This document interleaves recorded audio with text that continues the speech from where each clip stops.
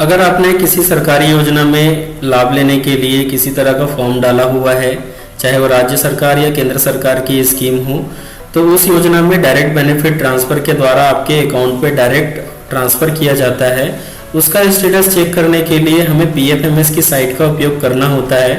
यह तब हमें करना चाहिए जब आपके साथ जितने लोगों ने फॉर्म डाला था सभी का अमाउंट जो है बराबर समय पे आ रहा है, लेकिन आपका बैंक में अमाउंट जो है वो सही समय पे नहीं आ रहा है या अभी तक एक भी बार अमाउंट जो है आया नहीं है। तो उसको चेक करने के लिए हम PFMS साइट का उपयोग करते हैं, जिसके लिए सबसे पहले हमें गूगल में जाना होगा। यहाँ लिखना होगा PFMS बेनिफिशियरी स्टेटस। यहाँ पर हमें पहले वाले लिंक पे क्लिक करना होगा। लिंक मैं डिस्क्रिप्शन में भी डाल दूंगा।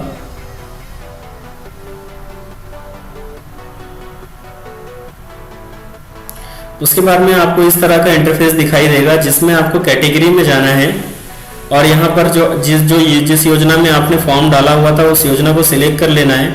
जैसे एग्जांपल के लिए MP social security portal, NREGA, NSP पहल, PFMS पोर्टल, PMAY, PM किसान, इस तरह की बहुत सारी योजनाएं इसमें दी हुई है, जिसमें से मैं डेमोन्स्ट्रेट करने के लिए NATS स्कीम को सिलेक्ट करता हूँ। इसमें आपको पेमेंट का स्टेटस चेक करना है या बेनिफिशियरी वैलिडेशन।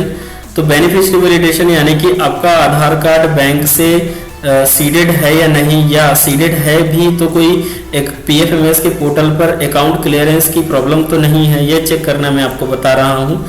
जिसके लिए आपको अपना यहाँ एप्लीकेशन ID डालना होगा या तो बेनिफिशियरी कोड डालना होगा। लेकिन बेनिफिशियरी कोड तब मिलता है जब आपका अकाउंट क्लियरेंस हो जाता है। तो स्टार्टिंग में हमें यहाँ पर इंटर एप्लीकेशन ID ही मेंशन करनी है। तो यहाँ मैं एक डेमोन्स्ट्रेट करने के लिए ID डाल देता हूँ। मैं अभी एक ऐसी ID डाल रहा हूँ जिसका अकाउंट क्लियरेंस अभी हुआ नहीं है, ताकि आपको समझ में आए कि किस तरह से आउटपुट आता है तो हमें क्या समझना है। देखिए, जब यहाँ पर नो रिकॉर्ड फाउंड आ जाएगा, इसका मतलब है कि आपका आधार कार्ड बैंक से सीडेड नहीं हो पाया, यानी कि लिंक नहीं हो पाया है, जिसकी वजह से योजना का जो लाभ है वो आपके अकाउंट पर नहीं आ पा रहा है। जो अमाउंट है वो इसलिए नहीं आ रहा है। तो इस केस में आपको बैंक जाकर के एक बार आधार सीडेड करवाना चाहिए, या तो आप इसको ऑनलाइन भी कर सकते हैं। हम एक और वीडियो बनाएंगे जिसमें हम ये बताएंगे कि आप ऑनलाइन आधार को बैंक से कैसे सीड कर सकते हैं। तो फिलहाल इस केस में आपको बैंक जाकर के सीडेड करवाना होगा और साथ ही साथ योजना का जो कार्यालय है वहाँ जाकर के इसकी सूचना देनी होगी, तभी आपको जो है पैसे ट्रांसफ़र DBT के माध्यम से हो पाएंगे। अब हम यहाँ पर ये डाल करके चेक करते हैं जिसका अकाउंट क्लियरेंस हो गया है तो उसमें कैसे दिखाई देता है। मैं यहाँ पर दूसरी ID डाल रहा हूँ जिसमें अकाउंट क्लियरेंस का कोई भी प्रॉब्लम नहीं है।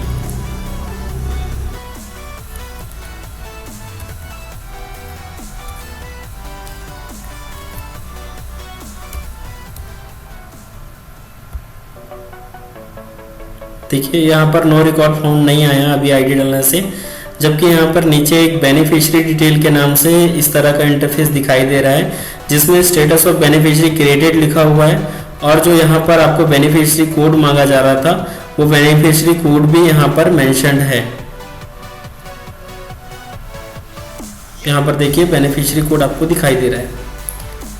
ठीक है, तो इस तरह से अगर दिखाई दे रहा है तो आपका अकाउंट से आधार कार्ड लिंक्ड हो चुका है और अमाउंट ट्रांसफ़र होने में बैंक की तरफ से कोई भी प्रॉब्लम नहीं है। यह योजना की तरफ से पेंडिंग है, तो आपको योजना कार्यालय में जा करके बताना है कि आपका बेनिफिशियरी कोड जनरेट हो चुका है और आपको यानी कि अमाउंट जो है नहीं मिल रहा है और इसको जल्दी से जल्दी ट्रांसफ़र करवाएं। तो इस तरह से आप खुद भी चेक कर सकते हैं। उसके बाद सही जगह जा करके बोलेंगे तो आपका अमाउंट जो है डायरेक्ट बेनिफिट ट्रांसफ़र के द्वारा आपके एक खाते में क्रेडिट हो जाएगा। तो आपको आई होप कि ये जानकारी आपको अच्छी लगी होगी। आप इसको सेव करके रख सकते हैं वीडियो को। Thank you.